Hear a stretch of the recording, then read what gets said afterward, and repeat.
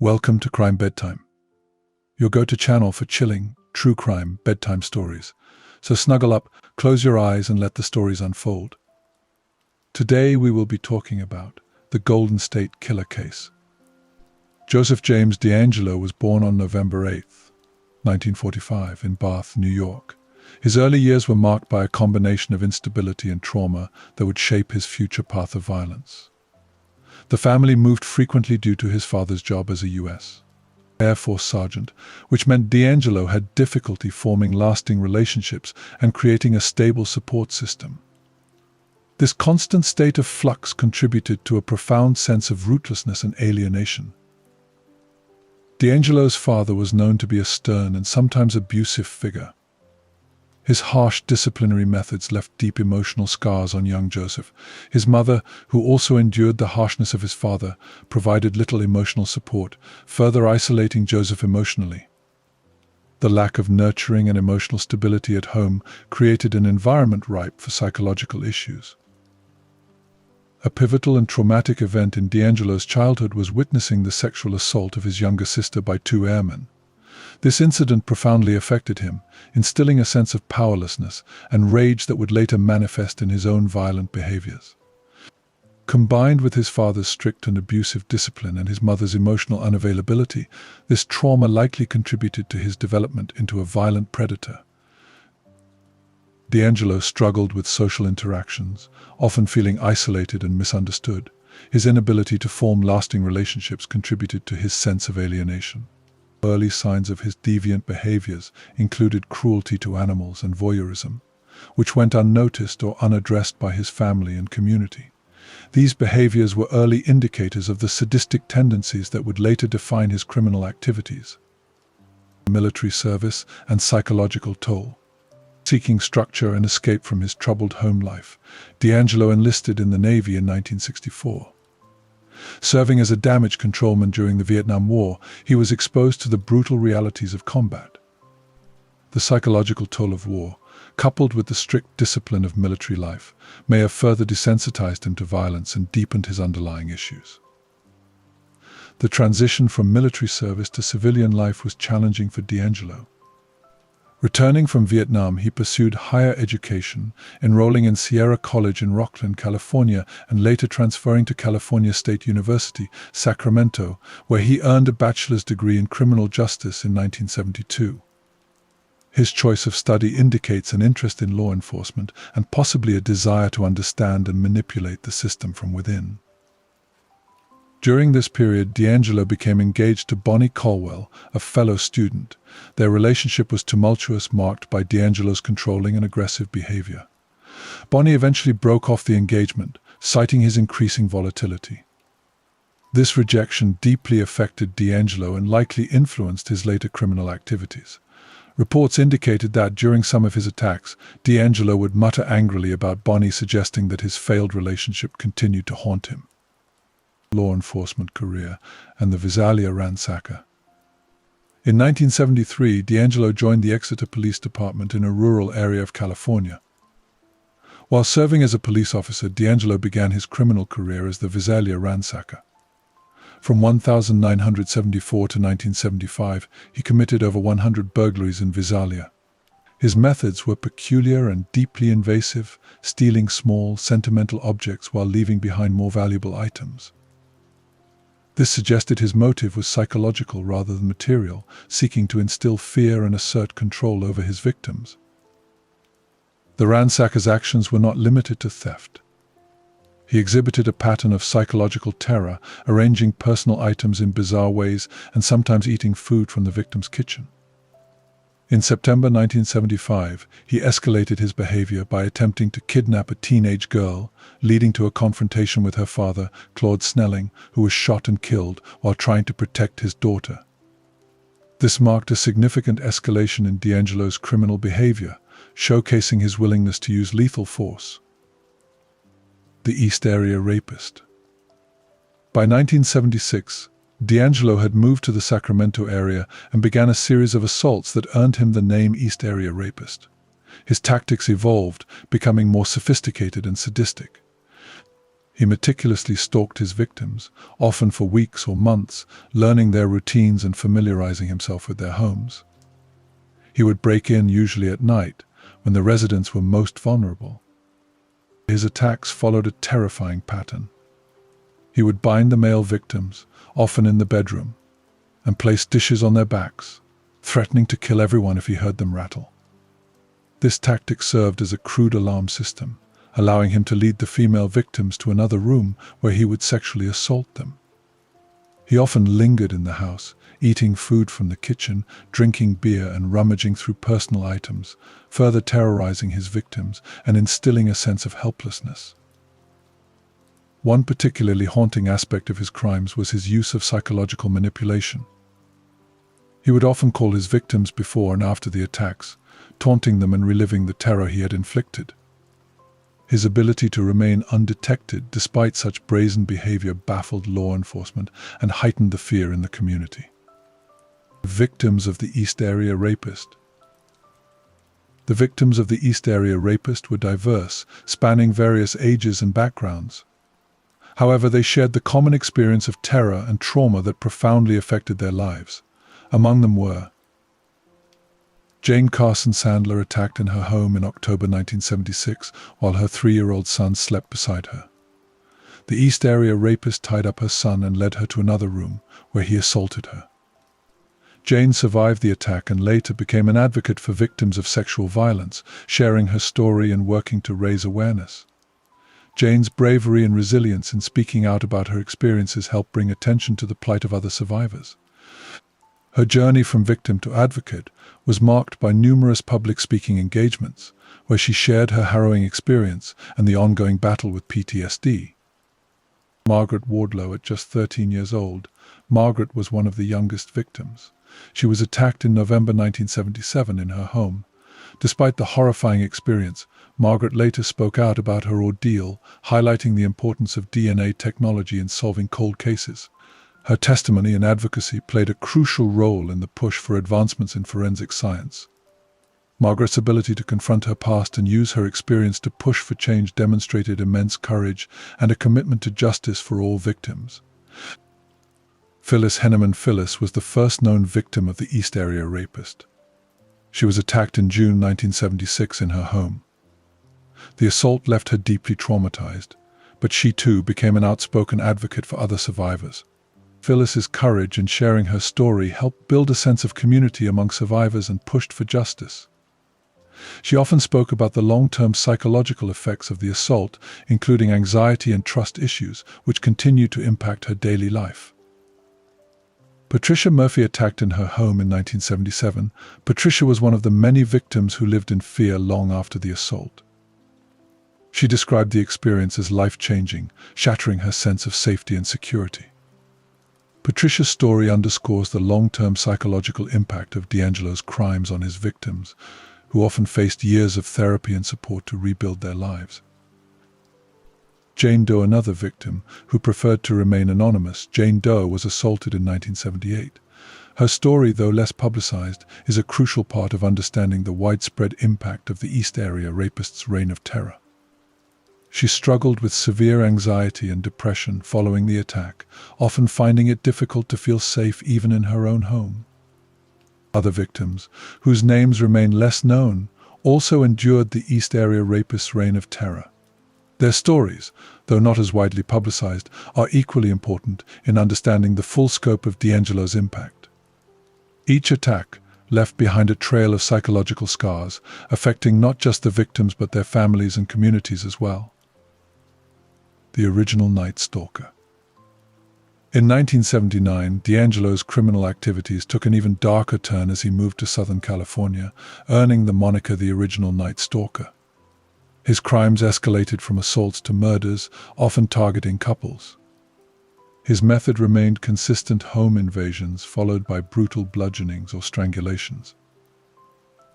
Detailed story of the original Night Stalker's crimes. Among the first victims were Dr. Robert Offerman and Dr.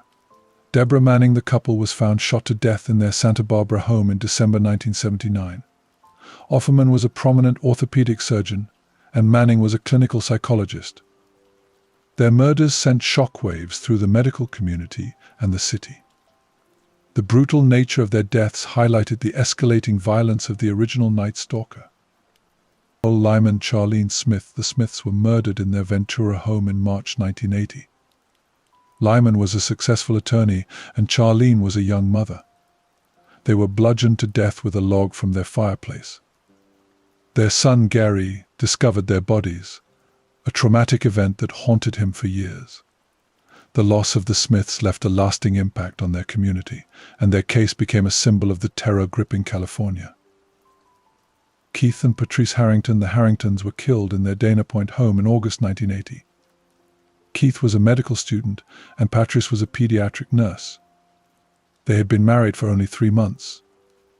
The brutality of their murders and the loss of such promising lives left a deep impact on their families and friends. Their relatives, including Keith's brother, Bruce Harrington, later became prominent advocates for DNA testing in criminal investigations. Manuela Whitthorne. Manuela was murdered in her Irvine home in February 1981 while her husband was in the hospital. She was found beaten to death. The Whitthornes were planning to start a family, making her loss even more poignant for those who knew her.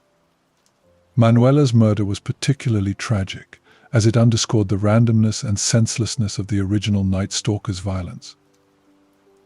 Cherry Domingo and Gregory Sanchez. In July 1981, Cherry Domingo and her boyfriend Gregory Sanchez were murdered in a Goleta home. Gregory was shot and Cherry was bludgeoned. Their brutal deaths highlighted the killer's capacity for extreme violence and his ability to strike without warning. Janelle Cruz, the last known victim, Janelle, was killed in May 1986 in her Irvine home. She was only 18 years old, just beginning her adult life. Her murder marked the end of the known spree of the original Night Stalker, but by then he had already left an indelible mark on the psyche of California.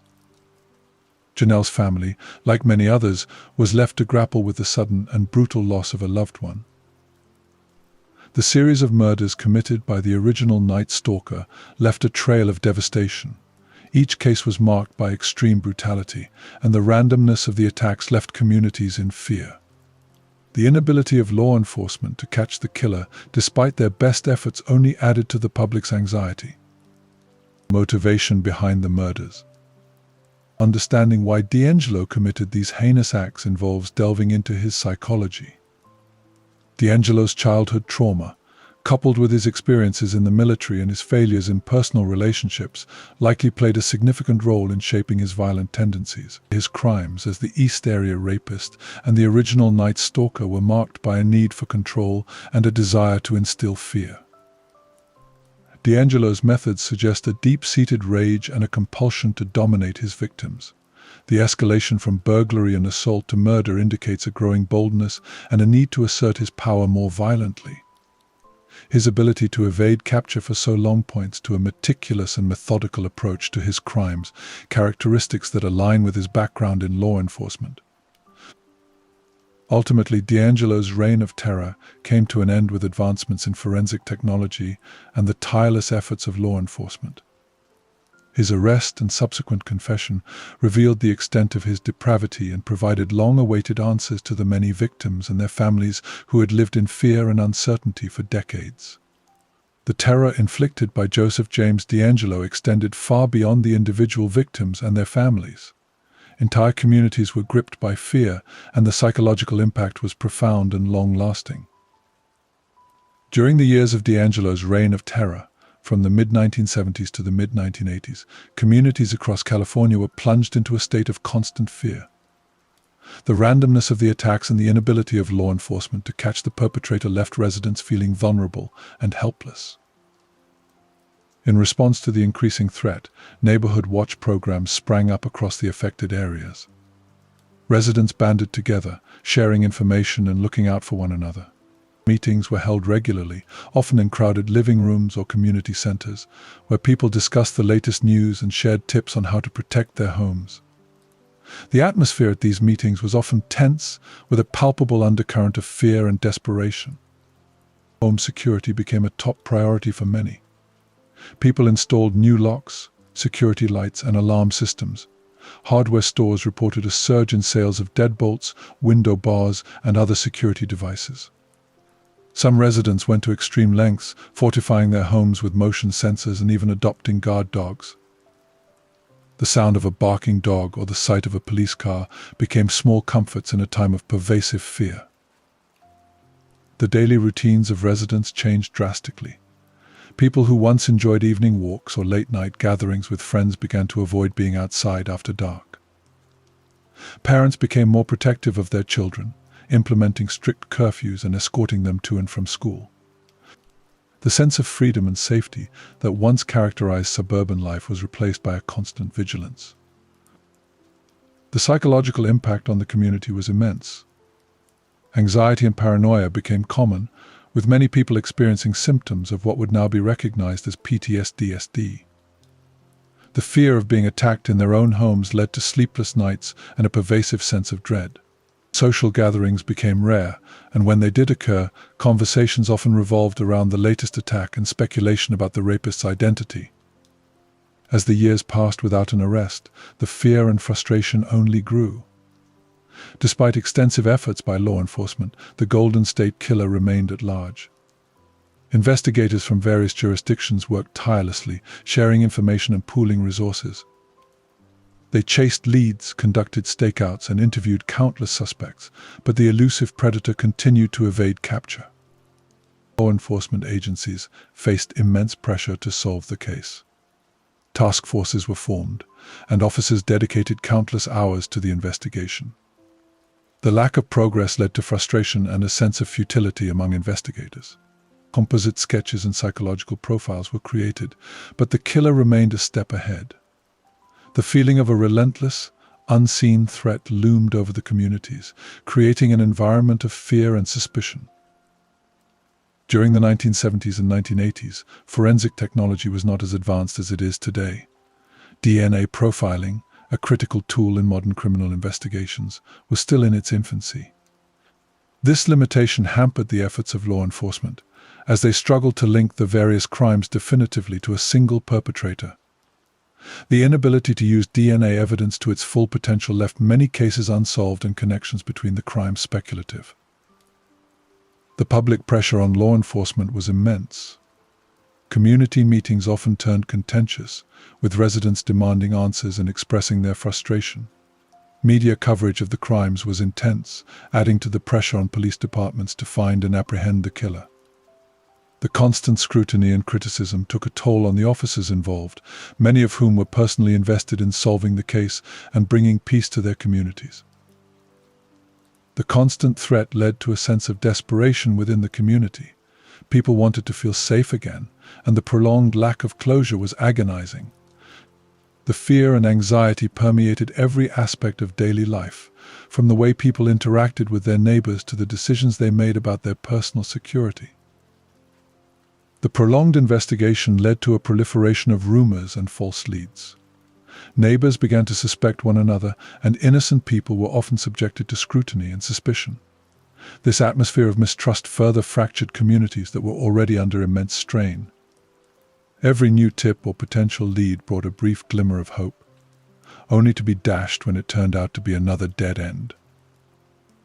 The media played a significant role in shaping public perception of the case. Sensational headlines and in-depth reports kept the story in the public eye, but they also fueled fear and speculation. Some media outlets were criticized for their approach, which often focused more on the sensational aspects of the crimes rather than the human suffering involved.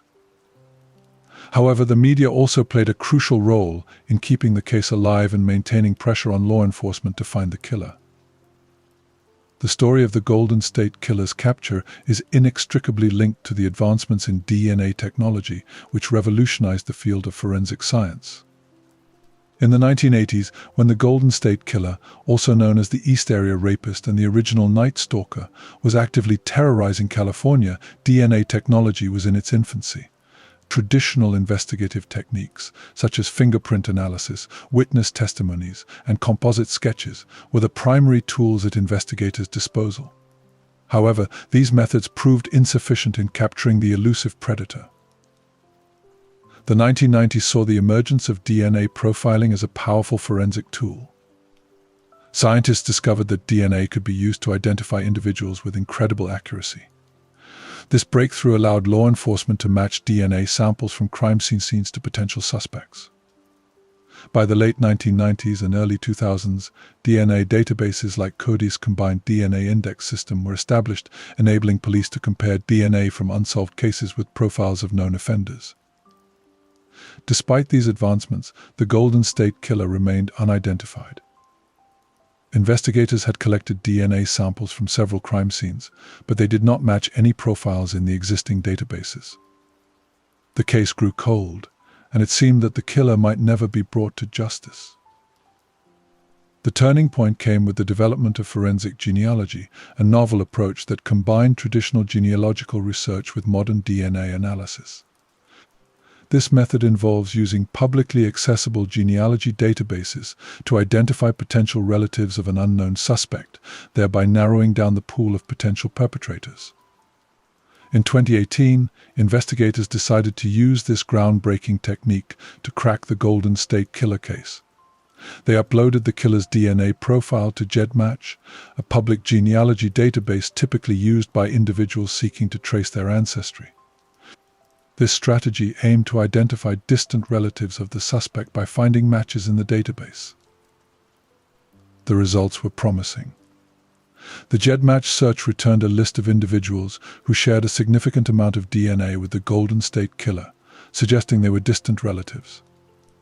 Genealogists then began the painstaking task of constructing extensive family trees, tracing lineage back several generations to identify potential suspects who matched the profile in terms of age, location, and other biographical details. After months of meticulous work, genealogists and investigators identified Joseph James DeAngelo as a prime suspect. DeAngelo, a former police officer living in Citrus Heights, California, matched the profile in several key ways. He had lived in areas where the crimes had occurred, and his age and physical description were consistent with witness reports from the time of the attacks. To confirm their suspicions, investigators needed a definitive DNA match. They surveilled DeAngelo, waiting for an opportunity to collect a discarded item that could provide a DNA sample. In April 2018, they retrieved DNA from an item DeAngelo had discarded and compared it to the DNA from the crime scenes. The results were conclusive. The DNA from the discarded item matched the DNA from the Golden State Killer's crime scenes, confirming that Joseph James DeAngelo was indeed the elusive predator who had terrorized California for over a decade. On April 24, 2018, law enforcement officers surrounded DeAngelo's home in Citrus Heights. After decades of fear and uncertainty, the arrest was a monumental moment for the victims, their families, and the entire community. The operation was carefully planned to ensure DeAngelo could not escape or harm himself. As officers moved in, DeAngelo appeared stunned but did not resist. He was taken into custody without incident, marking the end of a decades-long hunt for one of America's most notorious serial predators. News of the arrest spread quickly, bringing a mixture of relief and disbelief to the communities that had lived in fear for so long. In custody, DeAngelo's demeanor was calm and cooperative. He was interrogated by detectives who had spent years working on the case. During the interrogations, DeAngelo began to unravel the details of his crimes, revealing a chilling lack of remorse and a disturbing insight into his psyche. DeAngelo spoke of an inner personality named Jerry, whom he claimed drove him to commit the atrocities. This alter ego, he said, was responsible for the violent acts, suggesting a form of dissociative identity disorder. Whether this claim was genuine or a calculated attempt to mitigate responsibility, it provided a glimpse into the disturbed mind of a man who had terrorized so many.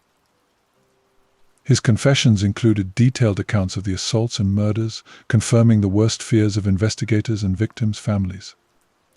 DeAngelo admitted to his methods of stalking and selecting victims, his meticulous planning, and the sadistic pleasure he derived from the terror he inflicted.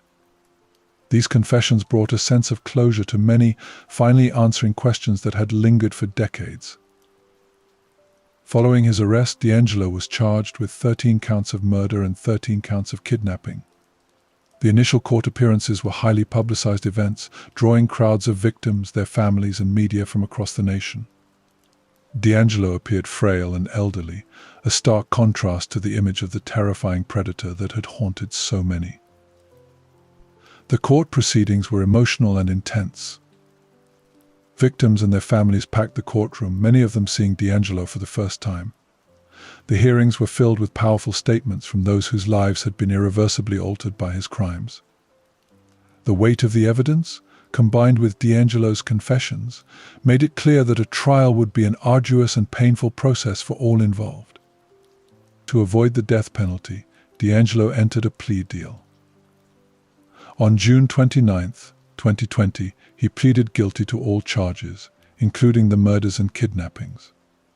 This agreement ensured that he would spend the rest of his life in prison without the possibility of parole. The plea deal was a significant moment for the victims and their families.